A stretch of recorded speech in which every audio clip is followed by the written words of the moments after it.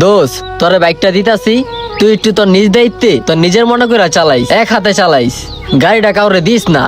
আমার থেকে এই পর্যন্ত যে কেউ গাড়িটা চাইছে আমি সবাইরই গাড়ি দিছি, কিন্তু যারা যারা গাড়ি নিছে সবাই গাড়ি ফেরত দেওয়ার টাইমে যে কোনো একটা সমস্যা না সমস্যা কইরা দিয়া গেছে। আরে না, সমস্যা নাই, আমি জাস্ট অল্প একটু চালামু, আমার ভাইয়ের বিয়েতে যামু আরামু। আচ্ছা ঠিক আছে, পায়ের ব্রেকটা কিন্তু অল্প ধরে, পায়ের ব্রেকটা একটু সাবধানে ধরিস। এইটা লইয়া সমস্যা নাই, ওইটা আমি বুঝালো মনে। আচ্ছা ঠিক আছে দোস্ত।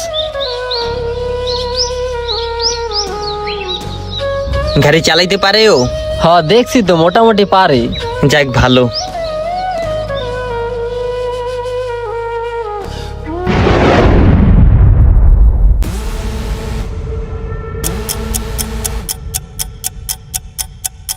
গাড়িতে কি হয়েছে, ধাক্কায় নিয়ে এলি? কেমনে কমো গাড়িতে কি হইছে, হঠাৎ গাড়ি অফ হয়ে যায় রানিং অবস্থায়। এই সমস্যা তো আগে ছিল না, কবে থেকে এমন?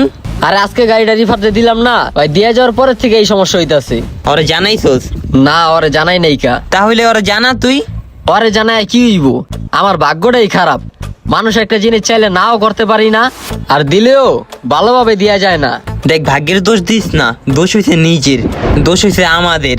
কারণ না নামে একটা শব্দ আছে, একটা ওয়ার্ড আছে যেটা আমরা ব্যবহার করতে পারি না। যদি এই না নামের ওয়ার্ডটা আমরা ব্যবহার করতে পারতাম তাহলে আমাদের জীবন থেকে অনেক দূর কষ্ট কমে যেত গা।